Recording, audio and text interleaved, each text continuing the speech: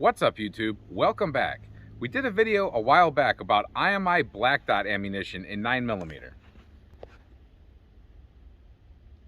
This is a budget-friendly hollow point that was on sale throughout the whole crap that we had going on with ammo when you couldn't find it, when it was overpriced.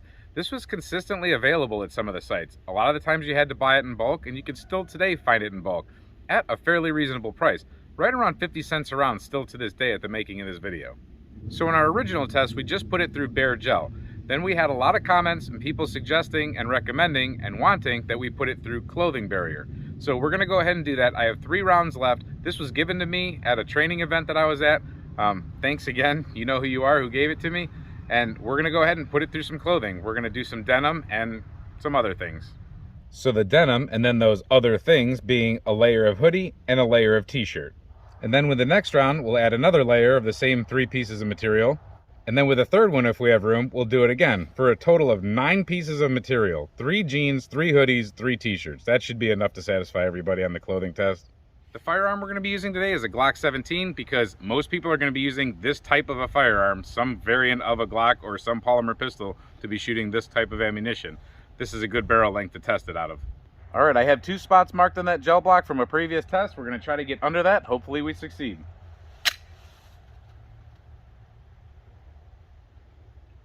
I think we did. Hopefully we didn't come out of the side. That was 1178. So sorry we messed up a little bit. We don't have the slow motion for that one, but let's take a look. 1178. There's our entrance. We went through the denim right there. Now ignore anything up here up top, that's from a previous test, but down here at the bottom, wound channel comes in, goes right to 14.5 inches. I think it got to about 15.5 inches and then bounced back. The bullet looks like it opened up. It didn't take a whole lot of clothing with it, but it definitely opened up. Can't really see it that good through the top, but there's where it lies. All right, we've added another 3 layers. So now it's denim, hoodie, t-shirt, denim, hoodie, t-shirt.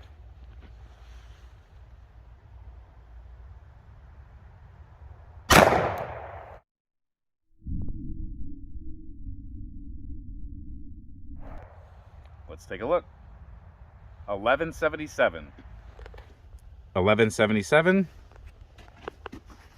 There's where we went in. Went through both patches. That one's right there, a little bit closer to us. Ended up doing something pretty crazy right there at about the 13-inch mark. And then continued to go in, and I can tell you it's stuck right here at about 24 inches in this block. We're gonna have to yank that out and see if it opened up or what exactly happened to it, if it stayed closed. Actually, I can see it right there. It did stay closed, so that amount of clothing did defeat it. Let's just, for the heck of it, do the 3rd layer. That is pretty crazy, whatever happened here, this gnarly little situation going on.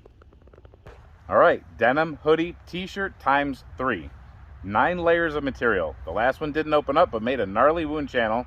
Let's see what happens here.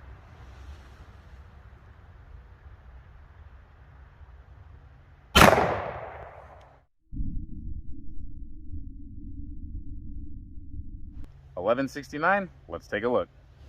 $11.69. 1, 2, 3, just like it was supposed to happen. And then this wound channel, you're gonna have to try to see what I see here, and that's one channel going across above the other one. You can see the other one doesn't move. And it zipped right along, and it's right here, not opened up. Let's get these things cut out. All right, so 3 layers, or the first packet of clothing, it's still opened up. It did have, when I pulled it out, it had a little piece of clothing in it, a piece of hoodie with a little bit of t-shirt behind it. But it opened up and it did its job. The next one, it didn't, when I recovered it, it didn't have any clothing in it, but it obviously did not open up. That was with 6 layers of material. Now with 9 layers of material, we see clothing that has plugged it up and it did not do its job. I'm trying to get a better angle on this block here for you. If you can see right here, this is the same gnarliness that you saw with, that's on the 9 layers as you saw with the 6 layers down here. It just happened a little bit earlier. The gnarliness happened, let me push the block.